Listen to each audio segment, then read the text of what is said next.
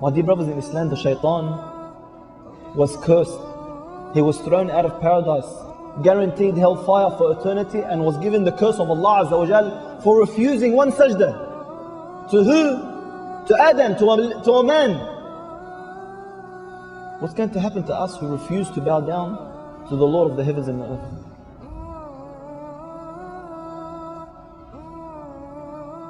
The shaitan cries every single time we go into sujood. He cries. That Adam was ordered to make sujood and he made sujood. And I was ordered to make sujood and I refused.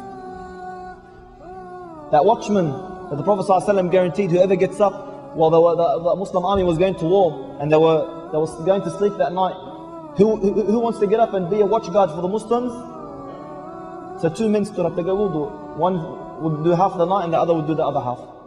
So this man got up on the cliff and he's watching over the Muslims and he begins to pray. He's standing there watching, so he started praying. He started praying and the enemy came. And as they were approaching, he saw the man on the cliff and he knew this man would alert the Muslims, so they couldn't ambush them. So he grabbed the arrow and he shot him.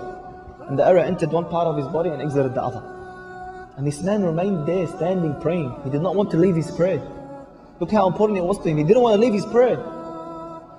We took some of the shababs a few weeks ago to skirmish paintball. Little paintball just hits you, it stings. You should see them run. And it's killing and they're rolling on the floor in pain. This man took an arrow in one part of his body and out the other and he didn't move. Another arrow, the second one, straight in one part, out of the other. The third arrow, straight in one part, out the other. And he would not leave his prayer. At the end, he left his prayer and he returned. As he was returning, he called the man who was supposed to take over his shift. So the man looked at him, he goes, why would you not pray? Why would you not leave the first shot you had taken? He said, by Allah, I was praying a prayer. And I was reading a surah that was so beautiful that I did not want to leave. I wanted to die as I was praying and reading that surah.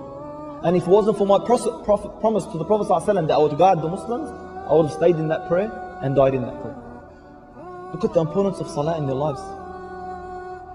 The man who wanted to get his leg chopped, what did he tell them? Chop it off while I'm in salah. You know how the narration goes? They done the whole operation. They chopped off his entire leg and he did not even grunt. He did not even grunt. Imam Bukhari radiallahu anhu. Imam Bukhari, the one who the scholars claim that the most sahih, the most correct, the most authentic book after the Quran is Sahih Bukhari. Not a household doesn't have this book. How was his prayer? His students once narrated, do you know what they narrated? They narrated that once he got up to pray, and as he finished his prayer, he gave salam, he felt something on his back. So he moved his abayah, and they saw hundreds of bee stings in his back. They go, what's that, ya Imam? He goes, I don't know. He prayed his entire prayer, a whole hive or whatever of bees attacked him, and he didn't even feel it, he didn't even know what had happened until after he finished his prayer. Is this our prayer? Is this how our prayer is? Ali radiallahu anhu, look, why was he at such a great status? Very simple. One day he was praying, and the house around him began to burn. He was in a house fire. And people all gathered around and they saw him, he's still praying. And then they called out to him, Ya Ali, the house is burning, Ya Ali, the house is burning, and he didn't listen. At the end of the prayer, he gave salam and he walked out. They go, Ya Ali, didn't you hear us calling out to you that the prayer is burnt? The house is burning? He replied, can you hear what you're praying?